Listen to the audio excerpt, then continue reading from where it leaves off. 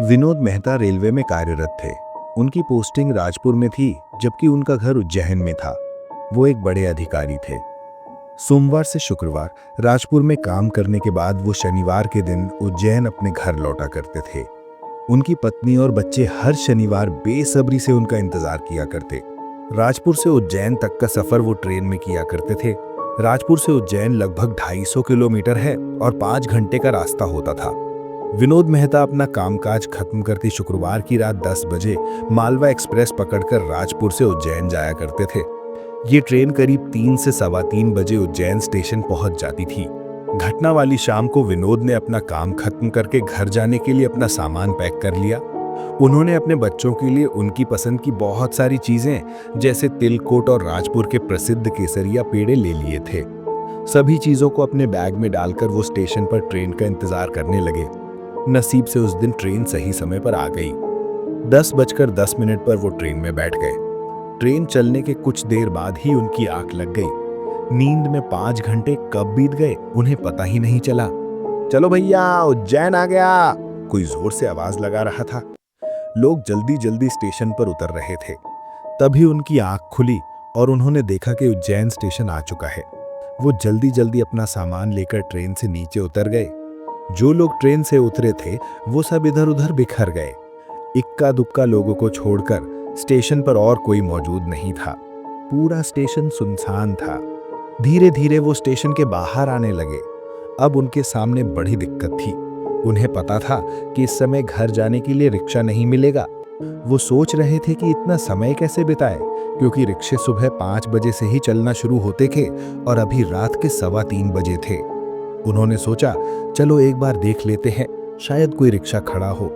अमावस्या की रात थी। बिना चांद का आसमान डरावना लग रहा था। हर जगह अंधेरा फैला था। सन्नाटा जैसे अपने पैर पसार चुका था। बस बीच बीच में कुत्तों की कूं कूं की आवाज आ रही थी। विनोद एक हिम्मती आदमी थे। उन्हें भूत प्रेत जैसी अदृश्य शक्तियों से डर नहीं लगता था, बल्कि वो उन पर यकीन ही नहीं करते थे। स्टेशन के बाहर पहुंचने पर उन्होंने एक रिक्शा देखा। रिक्शा चालक सिर झुकाए बड़ी शांति से अपने साइकिल रिक्शे पर बैठा हुआ था। उन्होंने सोचा शायद वो सो रहा होगा। वो धीरे धीरे उसके पास पहुंचे ताकि उसकी नींद न टूटे। पास पहुंचकर उन्होंने धीरे से पूछा, क्यों भैया, विजयनगर चलोगे? विजयनगर उज्जैन का मशहूर इलाका है। पहले तो साइकिल रिक्शा वाले ने कोई जवाब नहीं दिया, इसीलिए उन्होंने दोबारा पूछा। इस बार रिक्शा वाले ने धीरे धीरे गर्दन उठाई और रिक्शा चलाने की मुद्रा में आ गया। ये देखकर विनोद जल्दी जल्दी अपना सामान उसके रिक्शे में रखने लगे और फिर उसके पीछे बैठ गए। वो बैठते ही रिक्शा वाला रिक्शा चलाने लगा। रिक्शा मिल जाने की खुशी में विनोद ने चैन की सांस ली और आंखें मूंद कर आराम से बैठ गए। हवा का झोंका उनके चेहरे को छूकर जा रहा था। उन्होंने बात करने के लिए पूछा, क्यों भैया, तुम लोग रात में रिक्शा क्यों नहीं चलाते? गनीमत है कि मुझे तुम मिल गए, नहीं तो कई बार रात में आया हूं लेकिन कभी कोई रिक्शा वाला नहीं मिला। यात्रियों को कितनी दिक्कत होती है। तुम लोगों को रात में भी रिक्शा चलाना चाहिए। विनोद इतनी देर से बातें कर रहे थे लेकिन रिक्शा वाला कोई जवाब नहीं दे रहा था। उन्होंने सोचा शायद वो बात करने के मूड में नहीं है। कुछ देर बाद जब उन्होंने आंखें खोली तो आसपास का नजारा देखकर सन्न रह गए। उनका रिक्शा अभी भी स्टेशन के पास ही था। वो मन ही मन सोचने लगे कि आधा घंटा हो गया, रिक्शा वाला लगातार चला रहा है लेकिन वो कहीं पहुंचे क्यों नहीं। रिक्शा आगे बढ़ता हुआ लग रहा था लेकिन असल में वो वहीं का वहीं था।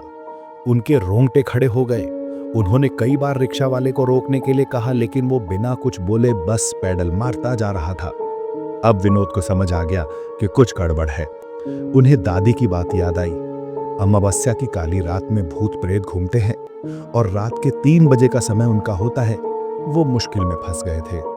तभी उन्हें याद आया कि उनकी जैकेट में एक छोटा सा चाकू रखा है। दादी ने कहा था कि लोहे से भूत प्रेत डरते हैं। उन्होंने तुरंत चाकू निकाला और जोर से कहा, रुक जा, अब अगर नहीं रुका तो देख लेना। इस बार रिक्शा वाले ने रिक्शा चलाना बंद कर दिया। विनोद ने जल्दी जल्दी अपना सामान उठाया और उतर गए। उतर के जैसे ही पीछे मुड़े तो ये देखकर दंग रह गए, वहां कोई रिक्शा ही नहीं था। उन्हें आज तक पता नहीं चला कि वो रिक्शा वाला कौन था और उसका रिक्शा कहां गायब हो गया।